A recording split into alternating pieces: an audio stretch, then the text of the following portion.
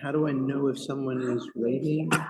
He'll come up over here and it'll say admit, and then you just press the admit button. Okay, good. I'll come check it. So, Okay, sounds good.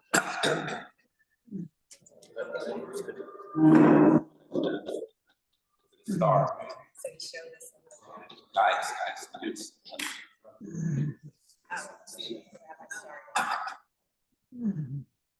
Good morning, everyone. It's an honor to be back here again with you to share a little bit of Torah to the NATEP Hebra. Special thanks to Mendy and Hani for not only for the lovely breakfast, but also for the invitation to join you. And a special thanks to my new grandson who timed his arrival in the world, delayed himself so that I could still be here. Mendy and I started negotiating this date sometime before his conception, and we have been in dialogue ever since. And he was very gracious and let me be with you as well as coming to be with him. I thought for today we would take a look at one of the most perplexing passages, to my mind, in all of Chumash. One of the crises in the life of Moshe Rabbeinu, but a crisis which almost defines classification in the normal categories that we use. And I'm referring to the passage in this coming week's Torah reading, where suddenly, after having misbehaved and been chastised with some kind of a plague, the people turn their fractious dissatisfaction they turn to the question of the menu. I don't know if any of you has ever had the experience of working in a senior citizen residence, but in such facilities, the single most political committee in the entire place is the food committee. And they are never happy. They are never satisfied, because I guess it is the nature of our turbulent side to find its expression in issues of menu and diet, which simply underscores the miraculous achievement. Mendy and Hani keeping everybody happy with breakfast all these years without ever the suggestion of the formation of a food committee. So I guess in order to join that committee, you would have to accept upon yourself the obligation of preparing the breakfast that you so ardently desire. And since no one would want to do that, there's a heck of a lot of satisfaction around the table. At any rate, Moshe Rabbeinu, in response to this request, has the closest thing that the Torah records to a kind of a breakdown, just a sense of being overwhelmed by the nature of the politics that he has to deal with. This is a man who went 40 days and 40 nights without food in order to be instructed in the Torah. And all of a sudden, he has to somehow adjudicate the menu battles of the Jewish people, especially since he's already provided them with man. This is not a sustenance issue.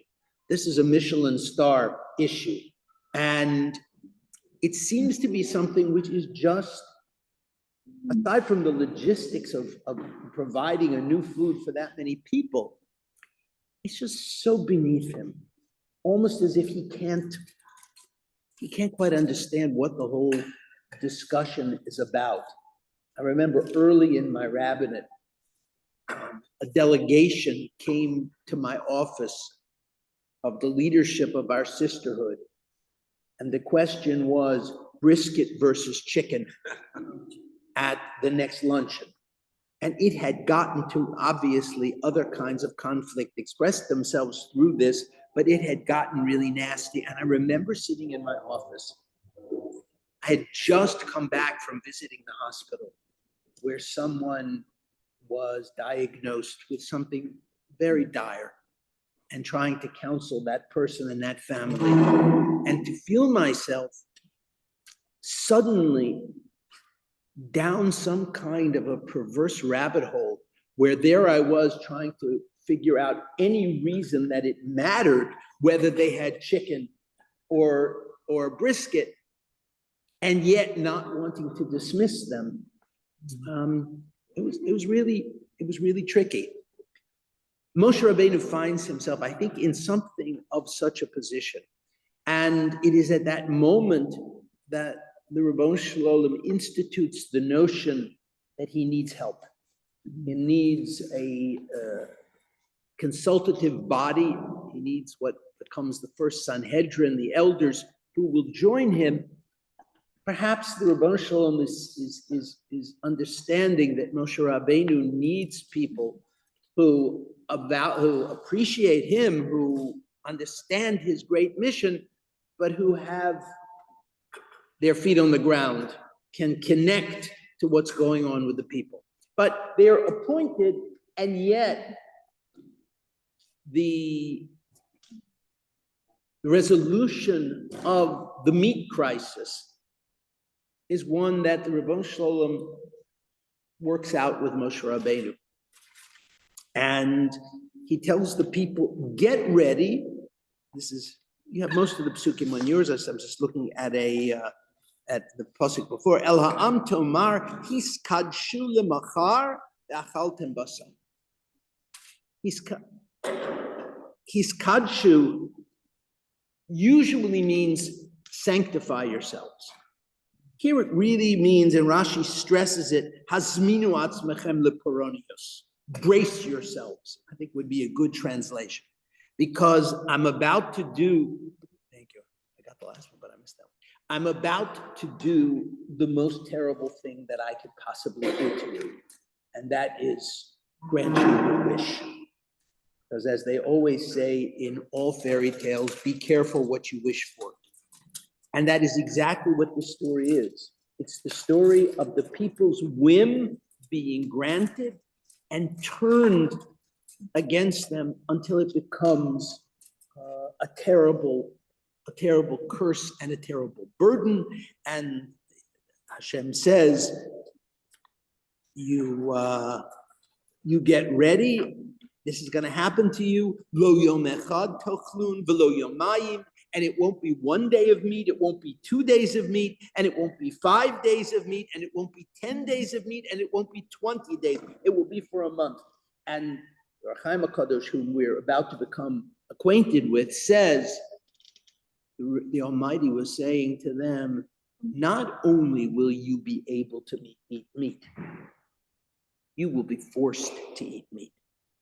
If you, yes? Did the month stop during this? I think not, and I'll tell you why, yes. Because Rashi is going to say that different kinds of Rishoyim suffered with the Slav in different ways. In other words, some died immediately, some had a prolonged death. It sounds like the vegetarian option, if you will, was never taken away. And they really were not forced to eat the meat. They could have chosen to use the money. That's right, but he says, but once you ask for it, or Chaim HaKadosh says it becomes an obligation. It's no longer a choice. It's like the kid whose father catches him smoking a cigar and then stands over him and watches him finish it until he is thoroughly sick. And that's really what Rashi says is going on here, that the Ribbon Shalom is curing them of their hedonistic tendency by overindulging it. In a sense, drowning in it. My mother used to tell us a story that when she was a little girl, and none of you, I don't think any of you met my mother. She was a very elegant, dainty lady.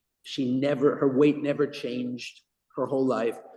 But she said when she was about 10 years old, she got a hold of a watermelon in old Baltimore. She got a hold of a watermelon and she ate the whole thing herself. And she walked around moaning, "I'm a damn dirty hog, I'm a damn dirty hog." And never, I don't even know, I'm not sure if she ever ate watermelon, but I know that overindulgence was completely foreign to her nature. At any rate, in the course of this dialogue, and I'm going to step it up a little bit, I would like to look at things through the lens of the Or HaChaim HaKadosh. For your benefit, if you happen to have an interest in history, I included a biography of him at the end of the sheet, Chaim Ibn Attar. The Or HaChaim HaKadosh lived in the late 17th, early 18th century. His origins are certainly in the Sephardic world, but he wandered through the Ashkenazic world, through Italy a little bit before ending up in Eretz Yisrael. He has a special quasi-legendary profile of all places in the world of Hasidus, because the whole story, I don't know if any of you were raised in a community where, I know we have a beautiful Milas HaChag here in Fairlawn, but in many Hasidic communities, Ni'ilas HaChag is devoted to telling the story of the Baal Shem Tov's attempt to journey to Israel, where his boat is. He ends up in Constantinople, and there are miracles there through which he saves the community, and he eventually ends up back in Meziboj, where he came from. However, why was the Baal Shem Tov, according to the story, why was he going to Eretz Yisrael? He said that he was going to Eretz Yisrael because he had to meet the Or HaChaim HaKadosh. Because he said the Or HaChaim HaKadosh possessed a Sefer Tehillim in the handwriting of David HaMelech. And he felt that if the two of them would join forces, they would be able to bring the Mashiach. And so in Hasidus, particularly, in the stories of the Besht, the Or HaChaim looms as the puzzle piece which would complete the Baal Shem Tov and allow him to bring his mission to fruition of bringing the Mashiach for the Jewish people. So the Or HaChaim HaKadosh, he also was very, very lucky in the sense that his passage, I believe this is the case, his passage through Italy is the time when important editions of the Chumash were being published. And so his commentary found its way into the Mikros Gedolos.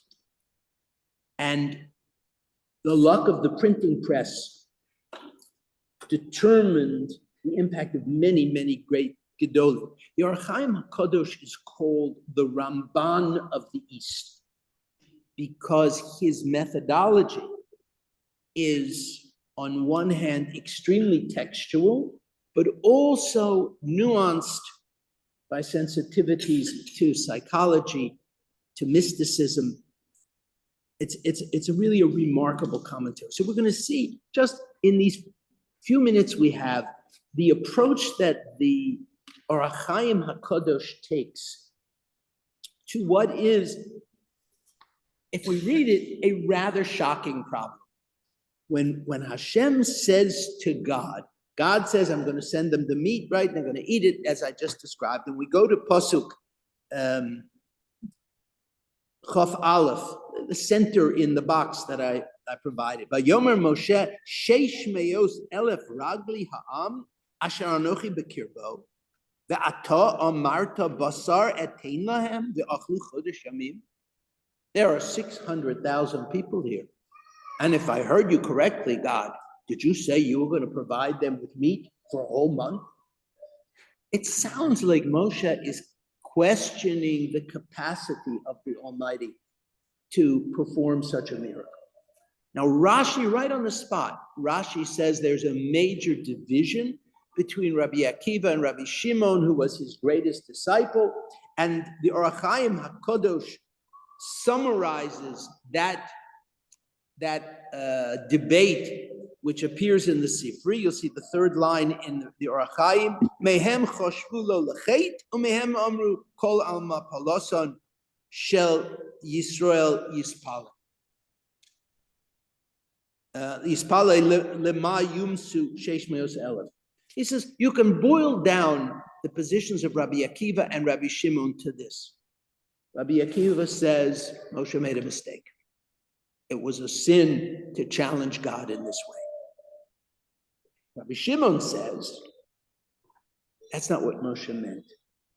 Moshe's effort to derail the meat plan, as we call it, is because he saw that immediately following it, there would be a mass dying among the Jewish people. It wasn't that he was questioning whether God could give the meat. He was trying to find some angle with which to deflect the plan so that the results of it would not come about.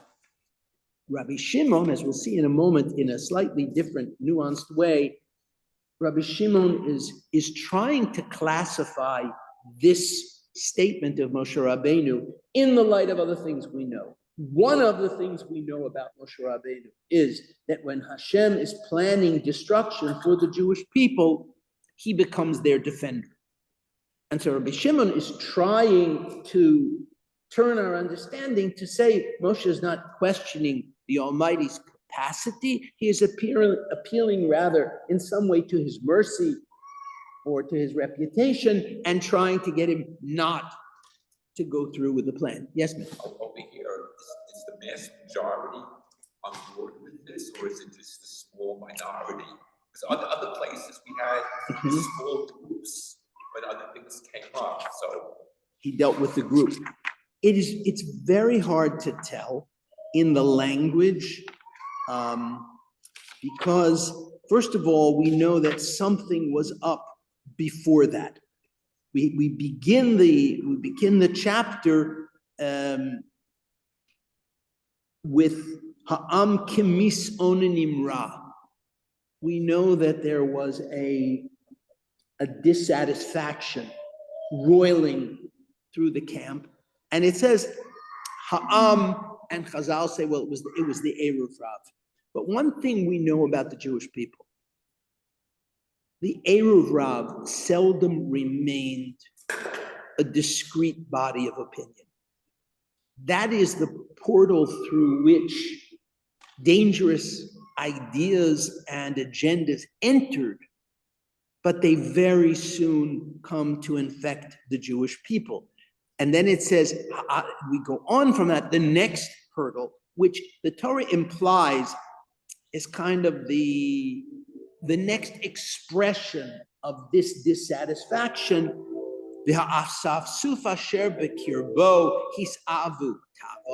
It begins with this mixed group, and they found something to want. In other words, they generated a lust in themselves. And then it says, "Vayoshuvu vayivku gam b'nei Yisrael vayomru mi yachilenu basar." In other words, the key words to your question are that gam b'nei Yisrael. Whether it was the whole camp or just a large minority, what we see here is a process of contagion. That things that enter through the lowest element, and unfortunately, this is a bracket for another discussion. One of the questions in all culture, does culture work from the top down? In other words, do the most exalted ideas filter down to the common folk? Or does it bubble up from the sewer and gradually take hold of more and more? I mean, yes.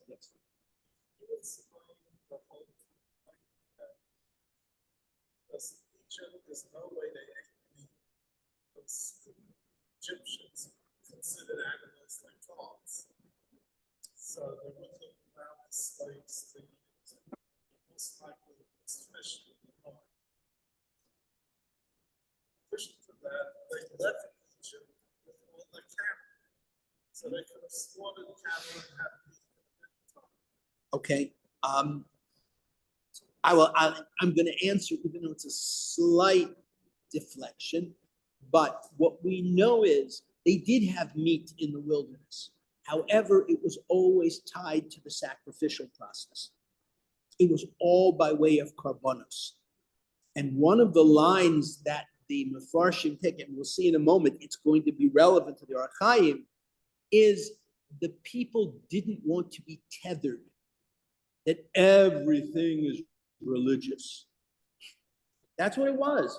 The only way to get meat was, go to shul. And they wanted,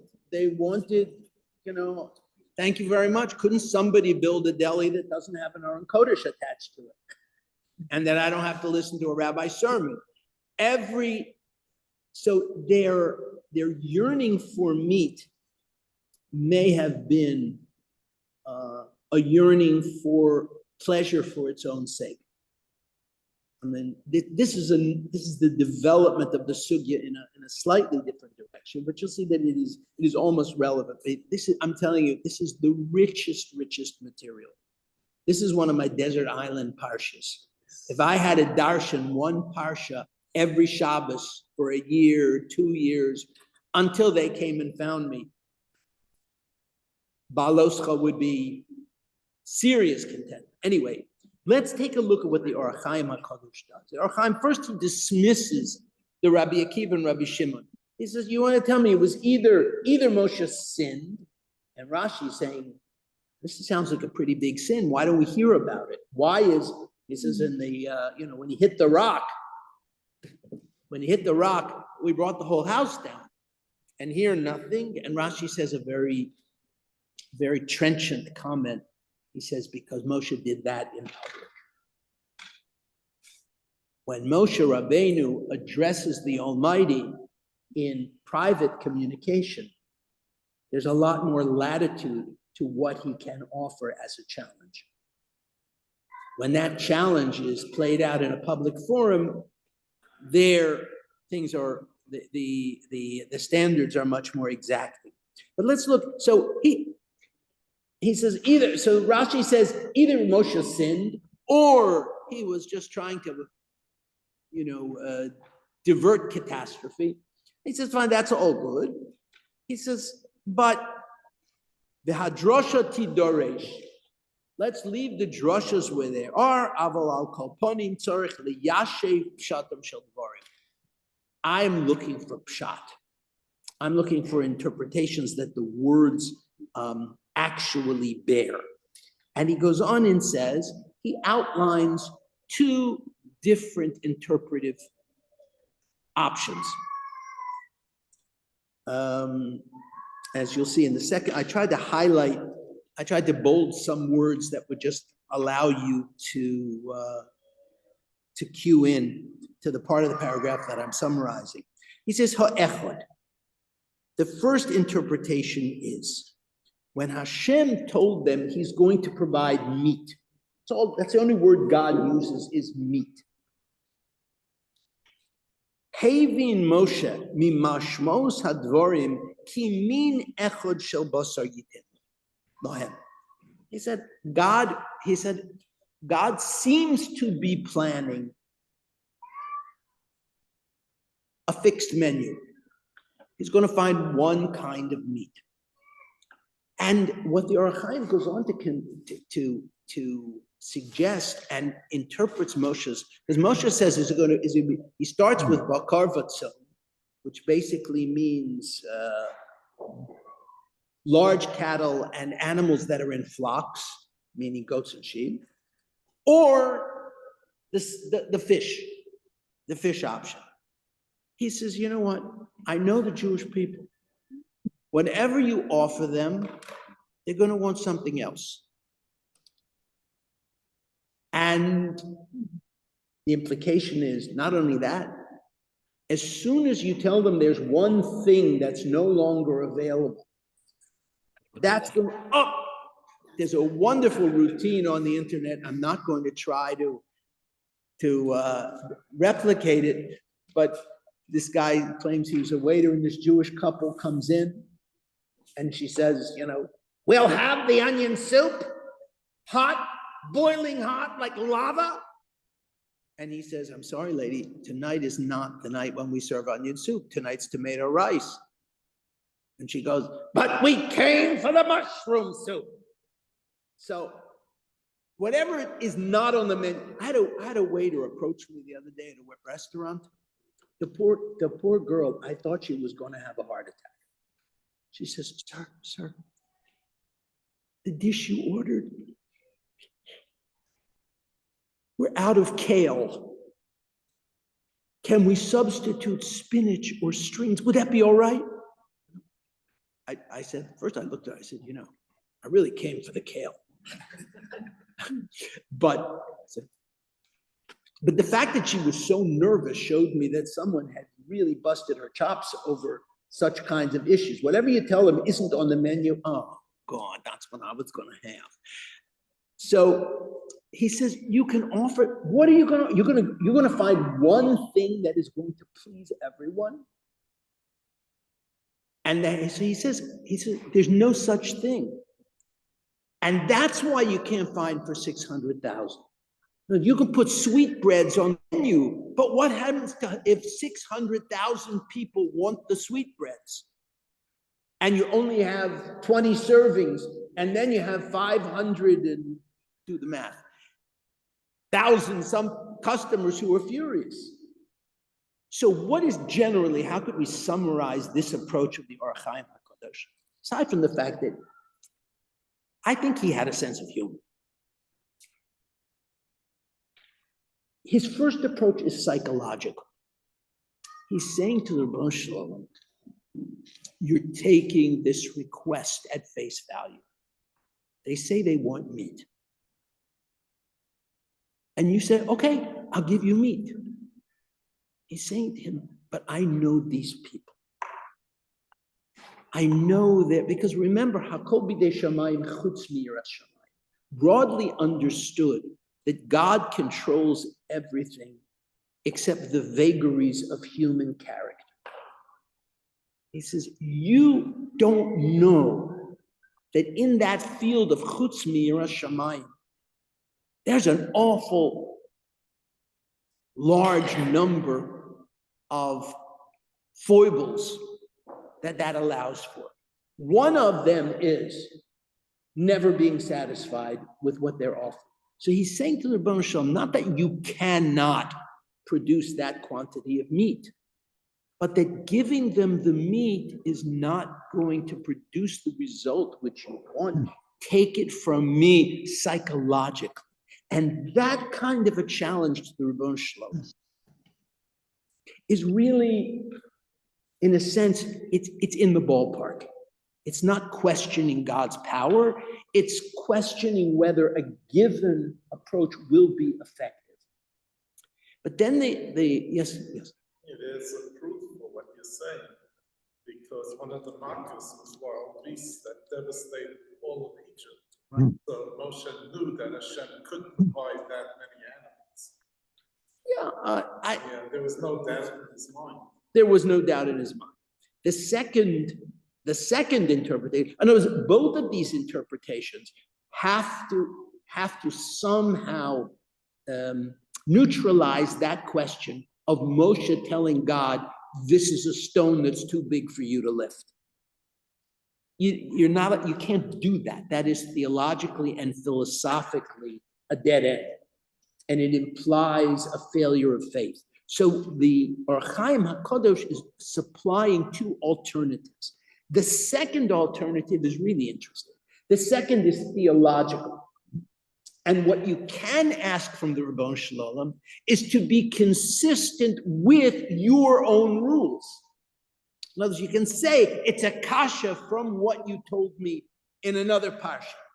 So what the Or Chaim here says is that that he's saying to the Rabbon Shalom, you know, Nisim are not done for wicked people, which means if these people ask for meat, and we know that this is a request which is coming from the gutter up, you're going to answer that with a miracle?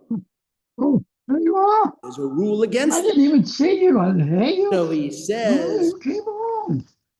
Let's see if it's still raining. you're good. Thank I got it. Yeah, you're welcome. So he says, you can't, your own rules do not permit a miracle. And he brings the proof text for that. Do not permit a miracle. So what does that leave us with?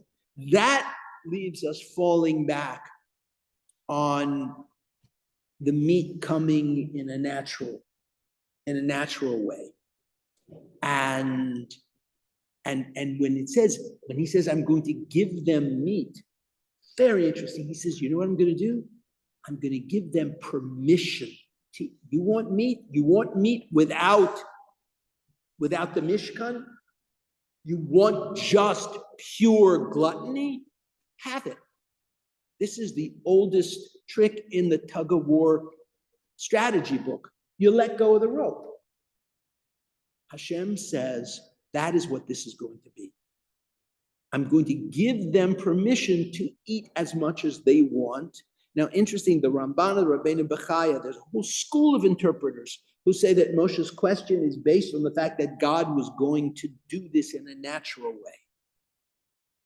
So he says to him, even if you give permission, is this feeding frenzy is it going to be possible? In other words, so that it no longer is a question of can God do it? Because he says, as far as I know, you can't do it miraculously because that would break your own rule. So you're going to do it naturally? Naturally is not going to work either. And that, of course, is a bit of a question because we know that they had plenty of animals, and they had plenty of animals when they arrived in Israel. That's why Bnei Gad, Bnei Reuven, Chatzi Shevet Menashe had to stay in Bashan because they had so many cattle. But Moshe is saying the slaughter of the cattle this early is not going to work out. And it's going to be this strange phenomenon that you are going to feed them and then kill them. Rashi actually mentions this, that it's just going to be chaos. So what's important for our purposes to extrude from the Orach Chaim and to recognize his brilliance is that his problem is, how do we find Moshe saying words which seem to be questioning God's ability to do whatever he wants? And he gives us two alternatives. Either one, he tells him, you're going to do it, but it's not going to have the effect you're looking for. Psychologically, it's not going to land where you think. Because Moshe's assumption was that the Ribono Shel Olam was trying to pacify the dissatisfaction. And when Hashem will later say to him, Hayad Hashem Tiktzar, do you think that God's capacity is limited? Hashem is proving he couldn't care less about their attitude. What he cannot do is to leave the challenge on the table without a response. But Moshe Rabbeinu's two answers to God are, you can, but you won't want to, or you can't because you yourself have told us you don't operate that way. And so going natural is not going to work out. So what we find in the Orach Chaim HaKadosh is, first of all, his razor sharp reading. like the Ramban, he is a preternatural reader of the text. What we also find is that he brings to the tablet, he brings to the task an extremely rich palette of psychological insight, of theological systematics, etc., and uses those to show us that the words of the psukim really can mean something else that doesn't portray Moshe Rabbeinu as some kind of a doubter of the capacity of the Almighty. I think we'll pause here. That's okay. Thanks everybody so very much. Fly safe. Thank you very much. Thank you. Right now, I just have to safely means getting my wife there on time. Sure. 'Cause otherwise, I'm Thank you not so allowed much to show today. up. Excellent. Thank you. Have a great day. Stay dry. Everybody, Thanks for joining us. everybody should have a safe trip. Amen. Amen. Looking for